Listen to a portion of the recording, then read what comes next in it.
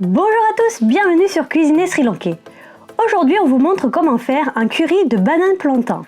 Pour réaliser cette recette, il nous faudra des bananes plantain, un quart d'oignon, un piment vert, de la cannelle, une gousse d'ail, des feuilles de curry, du gros sel, de la poudre de curry, du curcuma, du fenugrec, de la moutarde en poudre, des graines de nigel, de la poudre de curry fumée et du lait de coco.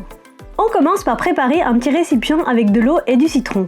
On va y mettre nos morceaux de bananes plantain une fois coupés pour éviter qu'elles ne jaunissent.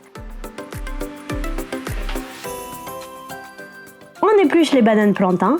Ici, on a pris des bananes plantain sri-lankais. Ils sont assez similaires à ceux qu'on peut trouver ici. Il faut prendre des bananes plantain pas encore mûres. Plus elles sont mûres, plus elles sont sucrées et donc votre curry le sera aussi.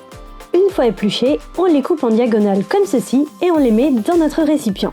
Les épluchures de bananes plantain sri-lankaises sont comestibles, du coup on peut les garder pour une autre recette. Dans une casserole, on met nos bananes plantain coupées et on y ajoute le curcuma.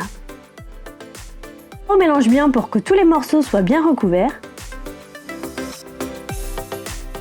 On coupe notre piment vert et on l'ajoute à la casserole.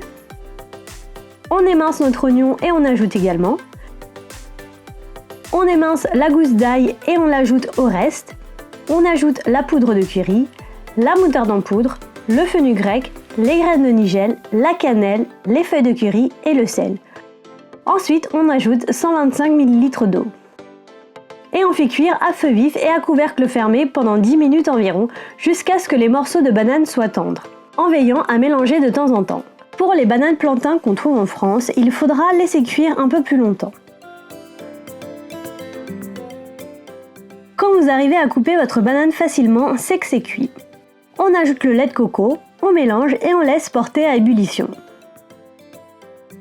Ensuite, on éteint le feu et on continue à remuer un peu quelques instants pour éviter que le lait de coco s'écaille. Ensuite, on saupoudre la poudre de curry fumé et on laisse poser quelques minutes. On mélange un bon coup et voilà, c'est prêt, il n'y a plus qu'à servir. Ce curry s'accompagne parfaitement avec du riz, un boultial, un curry d'aubergine par exemple. Vous pouvez retrouver toute la liste des ingrédients dans la barre d'infos ci-dessous. N'hésitez pas à liker la vidéo si vous avez aimé cette recette et vous abonner à la chaîne. Bon appétit et à bientôt!